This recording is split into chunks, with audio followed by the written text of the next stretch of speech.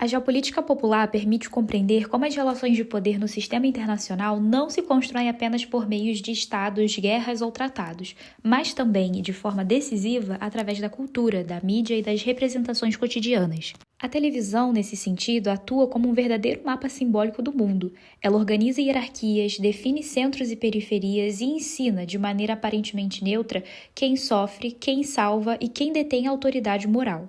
As propagandas e comerciais que retratam a fome no continente africano inserem-se nesse processo e funcionam como objetos culturais centrais para a produção de imaginários geopolíticos no cotidiano do norte global.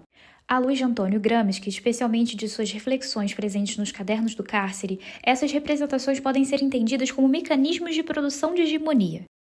Para ele, a hegemonia não se sustenta apenas pela força, mas pelo consenso construído no plano cultural e moral da sociedade.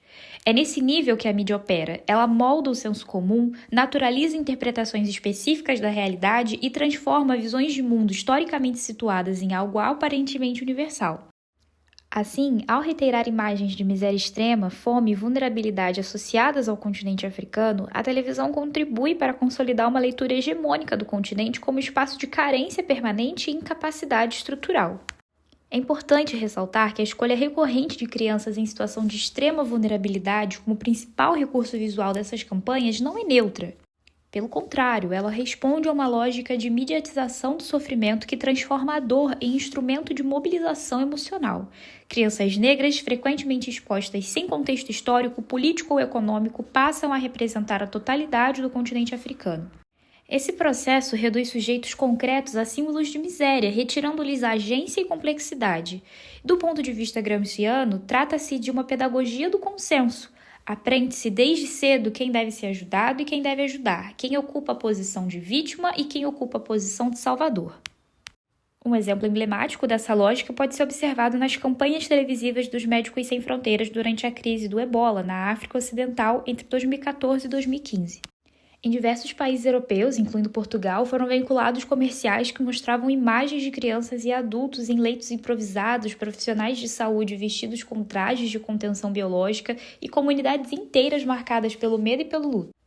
A narrativa enfatizava a urgência da situação e a necessidade de apoio financeiro. Embora a gravidade da epidemia fosse incontestável, o enquadramento visual e discursivo reforçava a ideia da África como espaço de risco sanitário global, um lugar onde ameaças emergem e precisam ser controladas pela intervenção técnica e moral do exterior. Também merece destaque a campanha O Segundo Mais Chocante do Dia, de 2014, da organização Save the Children. Embora secada na Guerra da Síria, a estrutura narrativa do vídeo, que acompanha a deterioração progressiva da vida de uma criança, segue a mesma lógica visual aplicada posteriormente em campanhas sobre o continente africano. Esses exemplos evidenciam como a televisão e a publicidade humanitária operam como mapas simbólicos do mundo. Elas não apenas informam sobre crises, mas organizam espacialmente o sofrimento, concentrando-o em determinadas regiões e corpos. A África aparece de forma recorrente como um território da exceção, da emergência constante e da insuficiência estrutural.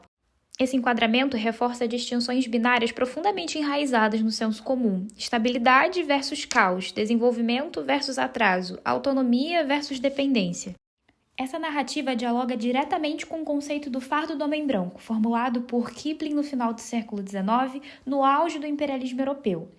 É claro que situado historicamente no contexto colonial, mas esse imaginário permanece vivo.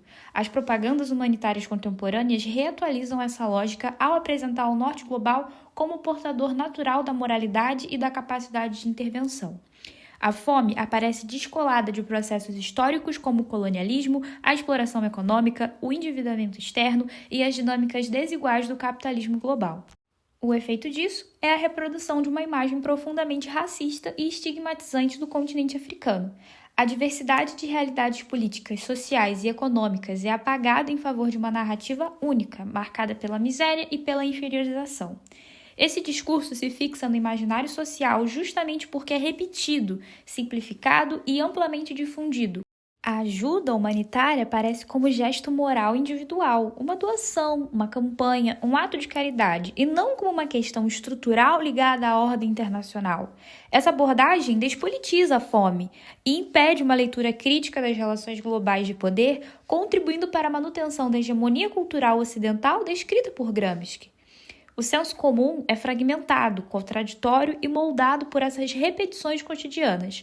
A televisão, nesse sentido, não apenas informa, ela educa politicamente, ainda que de forma implícita. Portanto, há uma violência silenciosa, de expropriação da imagem. A criança filmada não controla a narrativa, não consente plenamente, não lucra com o capital simbólico gerado. Mas se, por outro lado, a exposição mobiliza doações, há um dilema ético legítimo. O ponto de decisão não é sobre a ajuda, mas quem protagoniza essa cena. É um erro quando o foco está no benfeitor e não nas estruturas que reproduzem a fome, como o capitalismo, a exploração econômica e a herança colonial.